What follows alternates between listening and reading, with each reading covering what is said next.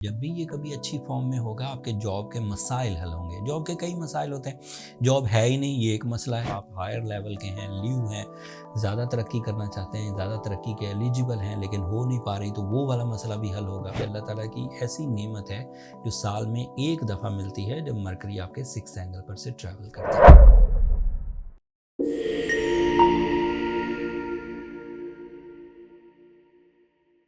अस्सलाम वालेकुम लियोज़, मैं हारिस अज़मी प्रोफेशनल एस्ट्रोलॉजर आपकी खिदमत में हाज़िर हूँ इस हफ़्ते की एस्ट्रोलॉजिकल रिसर्चेस के साथ। ये नवंबर के आखिरी कुछ दिन 27 नवंबर से लेकर 4 दिसंबर तक का हफ़्ता है। इन 7 दिनों में 3 एस्ट्रोलॉजिकल चेंजेस हैं और ल्यूज़ को इसका बड़ा फ़ायदा होगा। एक चेंज तो फुल मून की शक्ल में है 27 नवंबर को और वो आपके 11th एंगल पर होगी। So you are more emotional, spiritual, dutiful, इस तरह के एडवांटेजेस मिलेंगे, अभी तफसील बयान करूँगा। दूसरी तब्दीली आएगी 1 दिसंबर को। मरकरी नाम का एक प्लैनेट है, आपके लिए बड़ा ही बेनिफिशरी है। ये आपके लिए 6th एंगल पर आ जाएगा। 1 दिसंबर 6th एंगल पर आएगा। टेक्निकली 4 शोबे इस मरकरी की वजह से फ्लरिश करेंगे, तफसील अभी बयान करूँगा। वीनस आपके 4 दिसंबर को आपके 4th ही एंगल पर आ जाएगा, स्कॉर्पियो एंगल पर। इसके कुछ बिहेवियर पॉजिटिव हैं, कुछ नेगेटिव हैं, ये मिला जुला रुझान देगा, सब तफसील बयान। वो कुछ प्लैनेट्स पिछले हफ्तों से सेम चलते आ रहे हैं जैसे पिछले हफ्तों से थे। तो हम अगर शॉर्ट वे में बयान करें तो सूरज इस वक्त आपके लिए काफ़ी पॉजिटिव है। ये पिछले हफ्ते से चलता आ रहा है, अभी 20-22 दिसंबर तक इसी तरह चलेगा। ये आपके लिए डील मेकिंग का एंड आपकी जो नेचुरल एबिलिटी है उसकी इन्हांसमेंट का है। Deal making in all sector, चाहे वो फैमिली डीलिंग हो, चाहे वो रिलेशनशिप डील्स हों, चाहे वो कारोबारी डील्स हों, चाहे वो एजुकेशनल एक्टिविटीज़ हों, चाहे वो पब्लिक इमेज हो। सो जब आपका रूलिंग प्लैनेट अच्छी फॉर्म में हो तो बहुत सारे जोफ, बहुत सारी सेंसिटिविटीज़ रिपेयर हो जाती है। That is in excellent position. So don't you worry for other sensitivities. जब वीनस वगैरह से पैदा होनी है तो परेशान ना हो।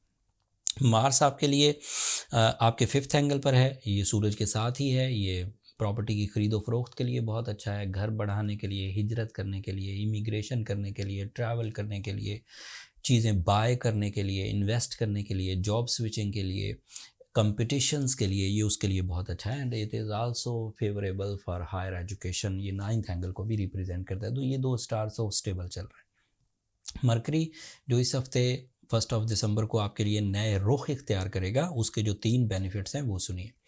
ये आएगा आपके 6th एंगल पर। Mercury is your mind, mercury is your communication, mercury is your concentration. ये जहन से रिलेटेड जितनी भी पॉजिटिविटीज़ हैं ये मरकरी सीज़न में ग्रो करती है। और क्योंकि ये 6th एंगल पर है तो अब इसके 2 बेनिफिट तो सिर्फ 6th एंगल पर होने से ही मिल जाएंगे। एक बेनिफिट है फिज़िकल स्ट्रेंथ का, specially psychological strength, peace of mind, extraordinary effective and fast plans. And फिर उस तरह के दीगर फ़ायदे जैसे फ़िक्रों का कम होना, जैसे नफसियाती दबाव का कम होना, जैसे परफॉर्मेंसेस का बढ़ना, जैसे आपका ज़्यादा तेज़ी से सोचना, सोचों में मुस्बत तब्दीलियाँ आना, सोचों से सॉल्यूशंस मिलना, ये सब मुमकिन होगा। इसका जो दूसरा फ़ायदा है वो ये कि ये आपके 2nd हाउस का रिप्रेजेंटेटिव है। जब भी ये कभी अच्छी फॉर्म में होगा आपके जॉब के मसाइल हल होंगे। जॉब के कई मसाइल होते हैं, जॉब है ही नहीं ये एक मसला है, जॉब है और वो सही नहीं चल रही, लोग कंप्लेन कर रहे हैं, बॉसेस कंप्लेन कर रहे हैं, कोलीग्स कंप्लेन कर रहे हैं, तो उस तरह के मसाइल रिजॉल्व होते हैं। एक और मसला होता है कि इंक्रीमेंट नहीं हो रहा, प्रमोशन नहीं हो रही, ज़रूरतें पूरी नहीं हो रही, तो वो तरह के मसाइल भी हल होंगे। तीसरी तरह के मसाइल ये होते हैं कि बंदा खुद ही सेटिस्फाई नहीं हो रहा, आप हायर लेवल के हैं, लीव हैं, ज़्यादा तरक्की करना चाहते हैं, ज़्यादा तरक्की के एलिजिबल हैं लेकिन हो नहीं पा रही, तो वो वाला मसला भी हल होगा। तो that is these type of advantages, ये सॉल्यूशंस मिलेंगे मरकरी सीज़न में 1 दिसंबर के बाद। और ये आपके 11th एंगल का रिप्रेजेंटेटिव भी है। ये इसका तीसरा फ़ायदा है। तीसरी तरह के फ़ायदों में कंबाइन एफर्ट्स, टीम वर्क, सैरो सियाहत,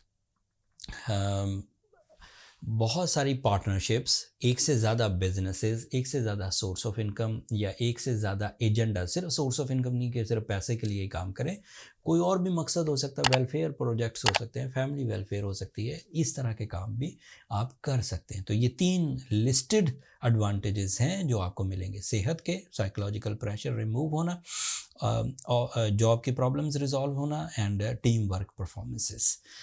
इन फ़ायदों के बाद लीव की मसरूफियत इस हफ्ते काफ़ी इंक्रीज़ कर जाएगी। इसे इंक्रीज़ करने के लिए आपको कमर कस लेनी चाहिए, क्योंकि ये अल्लाह ताला की ऐसी नेमत है जो साल में एक दफ़ा मिलती है, जब मरकरी आपके 6th एंगल पर से ट्रैवल करता है। ये लंबा नहीं चलेगा, अगले हफ्ते इसने रेट्रोग्रेड भी हो जाना है, तो आपके पास 8-10 दिन होंगे जिसमें आप इन तब्दीलियों पर काम कर सकते हैं। वीनस का बिहेवियर 2 तरह का है। एक तो 4th एंगल पर वीनस पॉजिटिव होता है फॉर योर इमोशनल साइड, ये आपके करियर का रिप्रेजेंटेटिव है। सो इमोशंस, दिलचस्पी करियर की तरफ बढ़ेगी। जब दिलचस्पी बढ़ रही है तो ऑब्वियसली आप कुछ स्टेप फॉरवर्ड भी होंगे, कुछ ज़्यादा तेज़ी से काम करने की कोशिश करेंगे, या कोई डील बनाएंगे, या फिर नए काम का आगाज़ करेंगे, या फिर कम से कम जो सोर्स ऑफ इनकम इस वक्त चल रहा है, जिस करियर को आप अपनाए हुए हैं, उसी में ज़्यादा तवज्जो के साथ काम कर सकेंगे। ये उसका पॉजिटिव एंड है, एंड ये दिल भी लगेगा, कामयाबियाँ भी मिलेंगी, मटेरियल अचीवमेंट्स भी होंगी, ये सब तो होगा।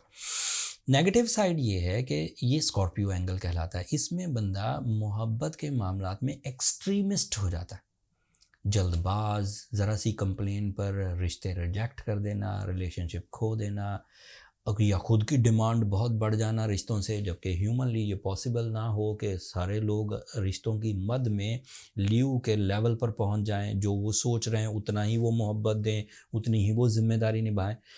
अगर वो नहीं निभा पाए तो आपकी कंप्लेन बढ़ेगी, आप उन्हें रिजेक्ट करेंगे, तो ये प्रॉब्लम सब कुछ आ सकती।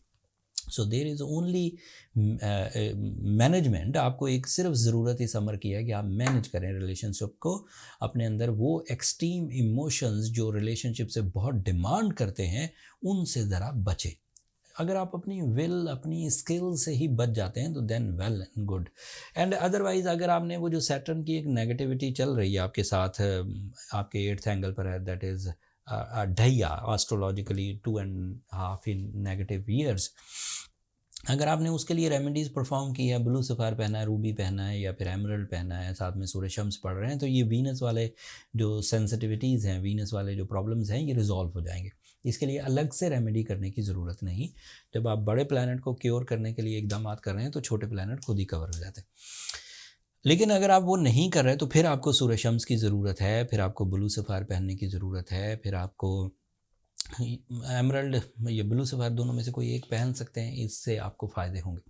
लेकिन अगर आप एक ऐसे लीव हैं जिन्होंने रेमेडीज़ भी परफॉर्म किए लेकिन उसके बावजूद इरिटेटिंग हैं, अग्रेसिव हैं, डिमांडिंग हैं, कंप्लेनिंग हैं, तो फिर आपको अपनी पर्सनल कैलकुलेशंस की तरफ जाना चाहिए। फिर वो एवरेज प्रॉब्लम नहीं है, वो फिर सिवियर सिचुएशंस में चली गई। सिवियर सिचुएशन को पहले नापना ही पड़ता है, डायग्नोज करना पड़ता है, लेवल ऑफ सिवियरिटी चेक करना पड़ती है। वो पर्सनल कैलकुलेशंस के बगैर मुमकिन नहीं है, तखमीना नहीं लगाया जा सकता।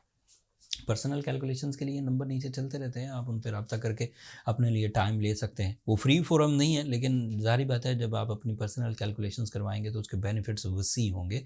आपको अपनी वर्थ, आपको अपने स्टाइल्स, आपको अपनी रिकवरीज, आपको रेमेडीज सब पता लग जाएंगे।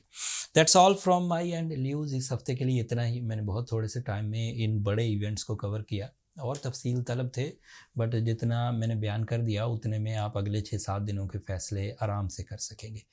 जब आप अच्छे फ़ैसले कर रहे हों, अल्लाह ताला का शुक्र अदा करें, अपनी दुआओं में हमें भी याद रखें, चैनल को भी ज़रूर सब्सक्राइब कर लें। लीव्स आप लोगों की सब्सक्रिप्शन हमारी हौसला अफजाई की वजह बनती है। अगले हफ्ते जब मरकरी रेट्रोग्रेड होगा या अदरवाइज़ एस्ट्रोलॉजिकल चेंजेस आएंगी, उनकी तफसील के साथ आपकी खिदमत में दोबारा हाज़िर होंगे। तब तक के लिए अल्लाह ने के बाद।